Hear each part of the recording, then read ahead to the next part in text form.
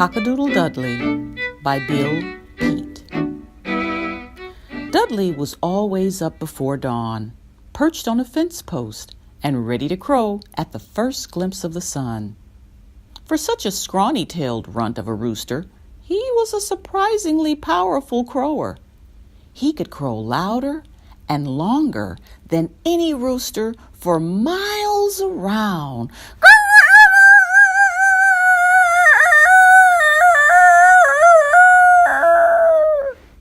His crowing was much more than a cock-a-doodle-doo.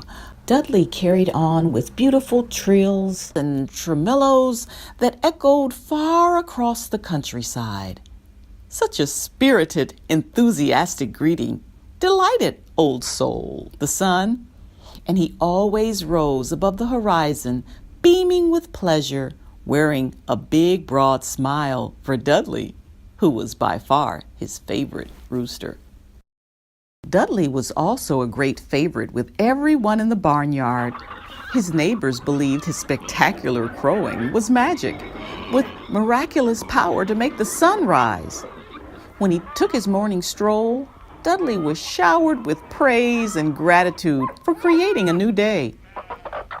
"You've done it again, Dudley," said Trevor, the turkey. "Nice crowing."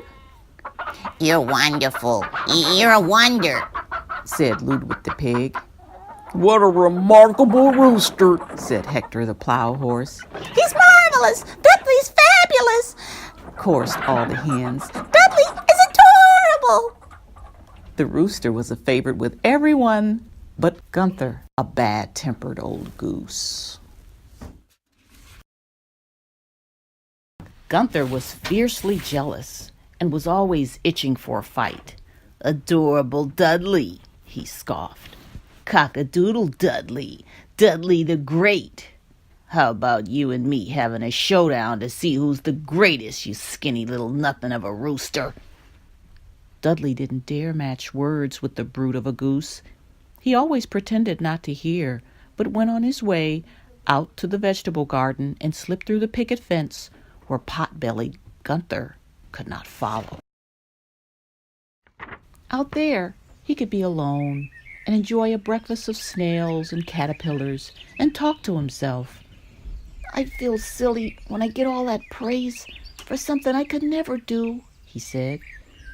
"How could they ever get the outlandish idea that my crowing is magic and makes the sun rise? Anyway, I'm going to set them straight. Maybe I'll tell them tomorrow." "Why wait till tomorrow?" someone said. Dudley looked frantically around until he spied the big goose with his neck stretched through the picket fence. The old bird had heard every word. "I'm going to tell them today, right away," Gunther said, and he went waddling off to the barnyard. "I'm a ruined rooster," exclaimed Dudley. "That goose will fix me good. I'll be an outcast. No one will speak to me again. But if I'm going to be ruined, I might as well have my say." When Dudley reached the barnyard, Gunther was perched on a stack of hay bales, shouting to get attention. Hear this, everyone!" As soon as he had attracted a crowd, he lowered his voice. "Friends," he said, "there is something you must know. We have a phony rooster in our midst, a faker, a fraud." No, not Dudley," cried Trevor. No. "Yes, I mean Dudley," said the goose. "His crowing has no more magic than a pig's oink. He has nothing to do with the sun coming up. I heard him say so." "Why should we believe you?" said Hector the horse. "You've always been jealous of Dudley." Then they all cut loose on the goose, with everyone shouting at once. "You're the phony one. You're the old windbag, a grouch, a grump, a pompous old nincompoop, and mean old Scrooge." Hold it, cried Dudley. Please listen. Let me have my say." Quickly, Dudley hopped up beside Gunther to face his friends. "The goose is right," he said. "I'm sorry to tell you that I have no special magic. My crowing doesn't make the sun rise. Crowing is my way of greeting my old friend Sol, the sun. Just my way of celebrating a new day, that's all. I'm just a plain, ordinary rooster." For a minute, everyone stared at Dudley in silence, too befuddled for words. Finally, Hector spoke up. "No need to be sorry, my friend. None of us can do anything special. We are ordinary too. I'm nothing but a plain, ordinary plow horse." I'm just an ordinary old poker, said Ludwig the pig. "I've got fancy tail feathers," said Trevor the turkey. "Otherwise, I'm just a plain old turkey." "We're all ordinary," chorused the hens. "Hooray for ordinary Dudley! He's terrifically ordinary! Hooray! Hooray! Dudley's okay!" Dudley was just as popular as ever, and old Gunther the goose was furious. "I still say Dudley's a phony," he muttered. "I'll peck him to a frazzle the first chance I get." The angry goose saw his chance one afternoon when he spied Dudley out in the meadow chasing dragonflies.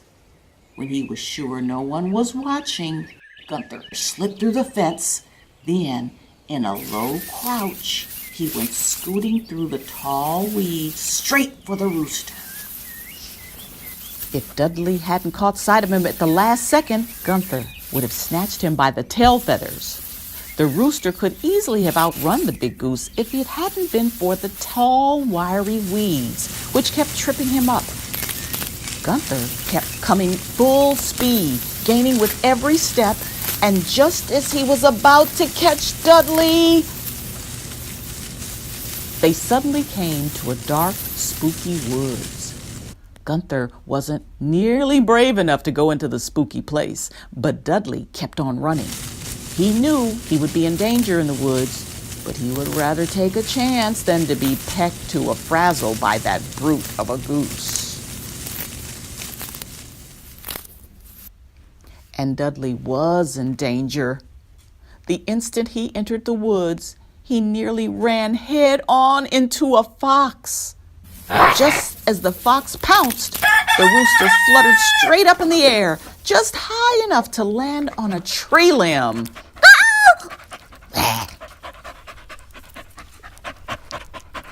He was beyond the reach of the fox, but he wasn't safe from the owls who would be out hunting in the woods after dark.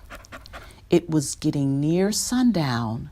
Before Old Sol slipped below the horizon, he made a big decision.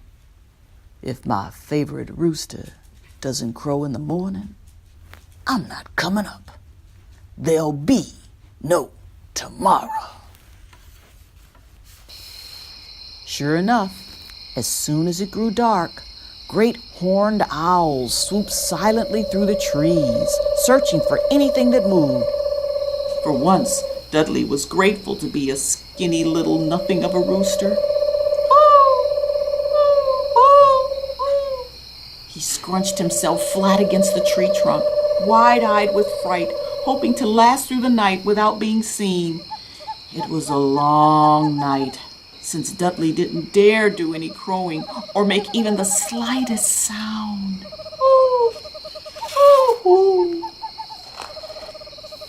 When the sun didn't show up at his usual time the next morning, the farm animals guessed something must be wrong. But they couldn't be sure until the farmer came out into his backyard and stared at the eastern sky. "Doggone," he muttered. "Nearly 9 o'clock and the sun's not up. Something's gone haywire." "Strange indeed," said Hector. "No rooster crow. Where's Dudley? Has anyone seen him? Gunther, didn't I hear you threaten to peg Dudley to a frazzle?" Well, yes, stammered the goose, but I didn't. All I did was chase him a little way. Chase him to where? Snorted Hector. Tell me before I kick the stuffing out of you. He ran into Warwick Woods, said Gunther. Yesterday afternoon. Hector nudged open the barnyard gate, and as he went galloping off over the meadow, he shouted, If I don't come back with the rooster, you'd better be gone, Gunther. When he approached the dense woods, the horse realized that he had no chance of finding Dudley unless Dudley was alive and could answer when Hector called his name. Dudley! Dudley! Called the horse as he went stumbling through the darkness, bumping into trees and tripping over logs and stumps. He kept circling aimlessly around in the woods, calling and calling. Dudley! Dudley! Dudley! But the only replies were the echoes of his own voice. Dudley! Dudley didn't dare answer him. A huge owl was perched on a tree limb just above the rooster, and he couldn't do much more than breathe. His only hope was for Hector to come close enough to his tree so he could leap onto the horse's back. It was all a matter of luck. Luck was with Dudley on that long, long night. Hector finally came stumbling through the darkness directly under his tree limb, and the rooster leaped onto his back, shouting, Hector, it's me, Dudley, turn on the speed! If the owl hadn't been so stupefied at the sight of a rooster riding horseback, he would have swooped down and snatched Dudley in a flash. Woo! Woo! As they crossed the meadow, Hector asked Dudley, Do you notice anything strange about today? Today? Exclaimed Dudley. You mean tonight, don't you? No, said Hector. It's after 9 in the morning and the sun's not up. I'm taking you back to your favorite fence post so you can crow the sun up. But you know my crowing is worthless, said Dudley. No more magic than a pig's oink. This is no time to quibble, said Hector. When they reached the barnyard, the turkey, the pig, and all the chickens were overjoyed to see Dudley back, all in one piece. They burst into happy cheering. Dudley! Dudley! Hooray for Cock-a-Doodle Dudley! Dudley the Great! Hooray! Hooray! Finally, Hector interrupted them. Hold it! I hate to be a killjoy, but I believe Dudley is eager to do some crowing. Very well, said Dudley, but don't expect too much. Then he took a deep, deep breath, stood on his tiptoes, and let go with a mighty crow.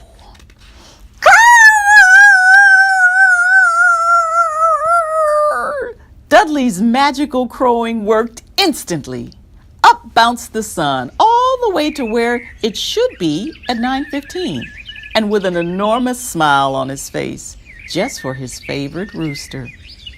Of course, the spectacular sunrise called for more cheering and more praise for the magical Dudley. As for Gunther, the goose, he had been afraid that Hector would come back without the rooster, so he had left in a hurry. The end. To find Cock-a-Doodle Dudley and other books by Peet, visit your local library.